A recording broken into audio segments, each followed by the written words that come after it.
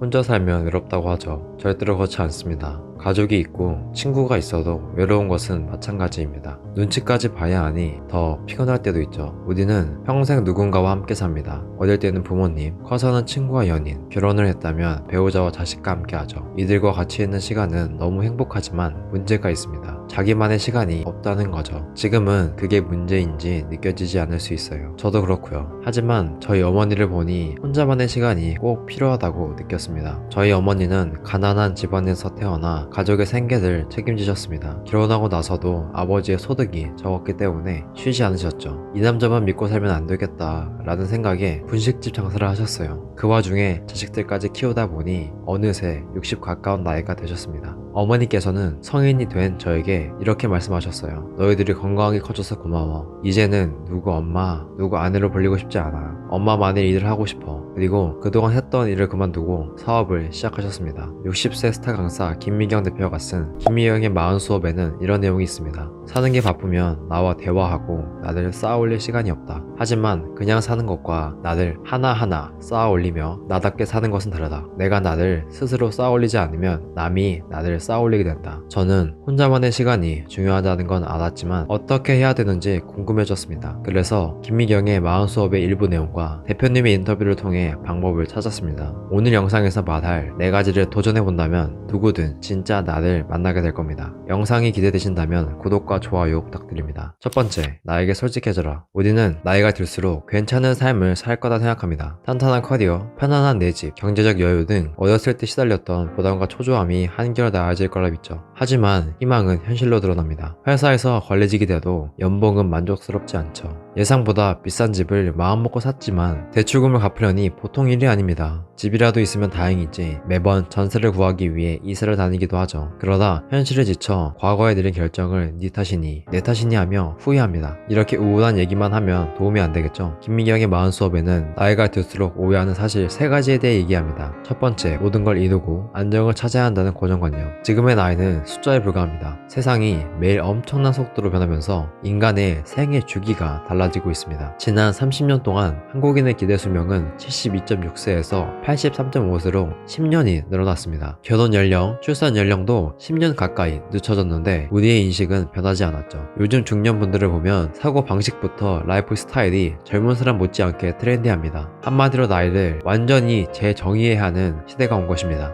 나이라는 꼬리표를 떼고 함부로 인생을 정산하지 마세요. 이룬 게 없어 보이는 것이 당연합니다. 결과가 아닌 과정을 살아가는 나이입니다. 두 번째, 다 내려놓으라는 거짓말. 나이가 들면 노후를 준비하게 되죠. 혹시 노후에 어떤 일상을 보낼지 생각해 보신 적 있으신가요? 집에서 쉬면서 가끔 여행이나 가야지 하고 생각하시진 않으셨나요? 앞에서 말했듯이 요즘 중년분들은 갈수록 젊어지고 있습니다. 그만큼 취향도 트렌디해지고 있죠. 여기서 나이가 들어도 취향이 바뀌는 일은 드뭅니다. 그런데 사람들은 이렇게 젊고 건강하고 트렌디한 나이를 여전히 노후라고 부릅니다. 그래서 나이가 들수록 슬슬 속도를 줄이고 정지해버립니다. 그 이후의 삶은 아예 내려놓아 버리죠. 이런 생각이 드는 이유는 롤모델로 삼을 만한 인생 선배가 많지 않기 때문입니다. 김민현 대표님은 50대 중반에 새로운 꿈을 꾸기 시작했습니다. 해외에 나가서 영어도 강의하고 싶다는 꿈이었죠. 모두가 50대는 영어를 배우기에 늦었다고 얘기했지만 대표님은 결국 해냈습니다. 나이가 들수록 꿈을 내려놓으라는 거짓말에 속지 마세요.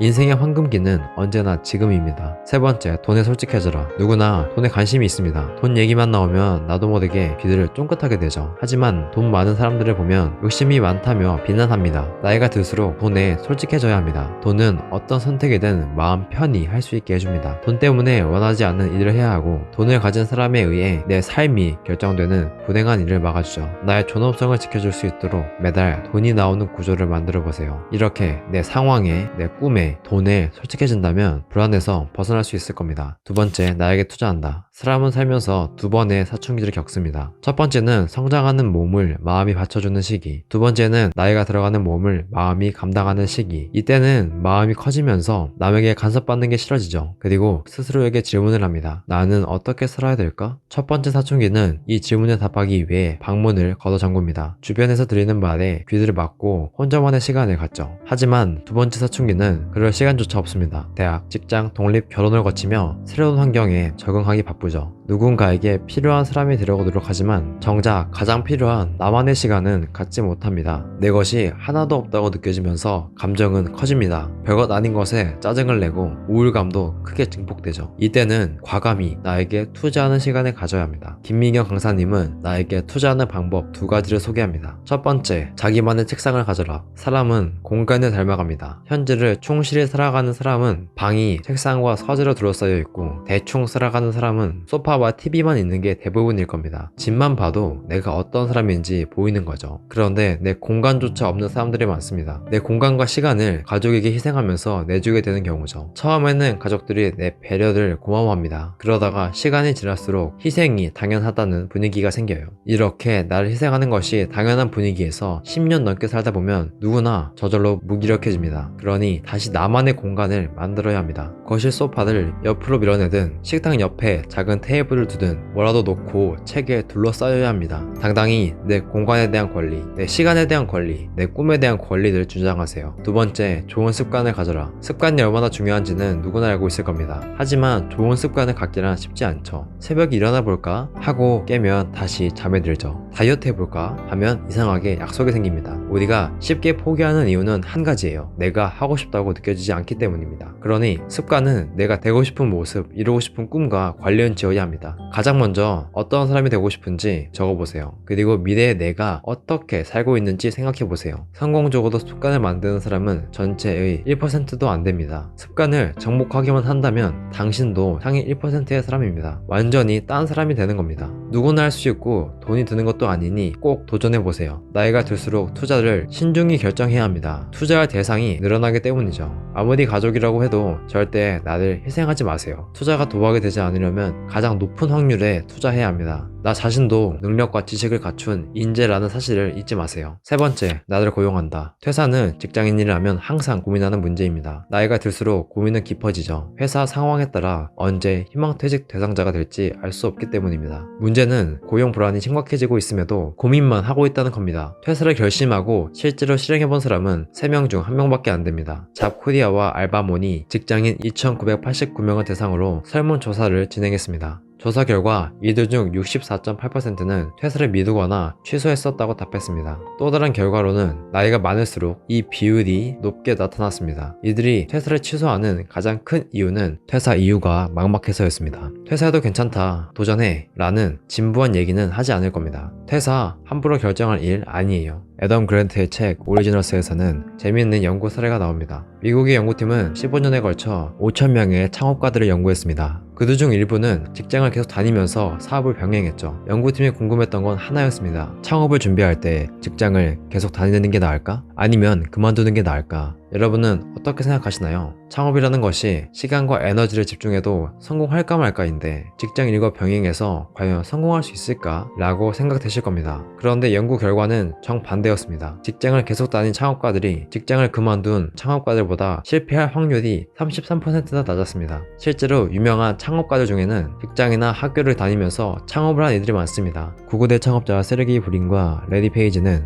스탠포드 대학을 다니면서 인터넷 검색 기능을 향상시키는 방법을 알아냈습니다. 그러나 박사과정을 포기할 수 없었기에 검색 엔진을 만든 후에야 휴학했었죠. 이베이 창업자 피에르 오미다이어도 창업 후 9개월 동안의 수입이 월급보다 많아진 뒤에야 직장을 그만뒀습니다. 이들이 보수적인 선택을 하는 이유는 한 가지였습니다. 사람이 돈에 쫓기고 마음의 여유가 없을 때 결코 창의적인 생각을 하기 힘들다. 애덤 그랜트는 책을 통해 이렇게 말하고 싶었을 겁니다. 위험은 안고 가는 것이 아니다. 나누는 것이다. 인생의 중요한 문제를 도전 정신으로 포장하여 쉽게 결정하지 마세요. 나를 먹여 살리는 일인 만큼 진심으로 성실해야 하는 일은 없습니다. 정리하겠습니다. 우리는 평생 누군가와 함께 삽니다. 그들과 같이 있는 시간은 너무 행복하지만 가끔 외롭기도 하죠. 나이가 들수록 혼자만의 시간이 필요합니다. 나에게 솔직해지세요. 지금의 나이는 숫자에 불과합니다. 세상이 만들어낸 고정관념을 벗어나세요. 나를 가장 잘 알고 있는 존재는 나 자신입니다. 나의 상황, 꿈, 돈에 솔직해지세요. 나에게 투자하세요. 희생을 당연하게 생각하지 마세요. 내 시간과 공간은 나의 꿈을 만들어줍니다. 그것들을 포기한다는 건 내 꿈을 포기하는 셈이죠. 나 자신도 능력과 지식을 갖춘 인재라는 있다는 사실을 잊지 마세요. 내 꿈에 대한 권리를 주장하세요. 나를 고용하세요. 회사는 당신을 책임지지 않습니다. 우리는 언젠가 회사를 나와야 할 사람이에요. 이 사실은 직장인이라면 누구나 알고 있죠. 회사는 계속 고민만 하거나 조급하게 결정한다고 해서 해결될 문제가 아닙니다. 회사를 다니면서 준비해보세요. 돈이 아니라 가치가 시키는 일, 가슴을 뜨겁게 데우는 일을 지금 시작해보세요. 마지막 한마디만 드리겠습니다. 사람을 만나세요. 나에게 투자한다는 것은 새로운 일을 시작한다는 뜻입니다. 과거의 환경과 습관을 바꾸는 과정이 필요하죠. 그런데 자극이 없으면 다시 원래대로 돌아가게 됩니다. 그래서 필요한 게 사람이에요. 이들을 만나기 위해선 커뮤니티를 만드는 게 가장 좋습니다. 꾸준함과 소통 능력만 있으면 누구나 좋은 커뮤니티를 만들 수 있습니다.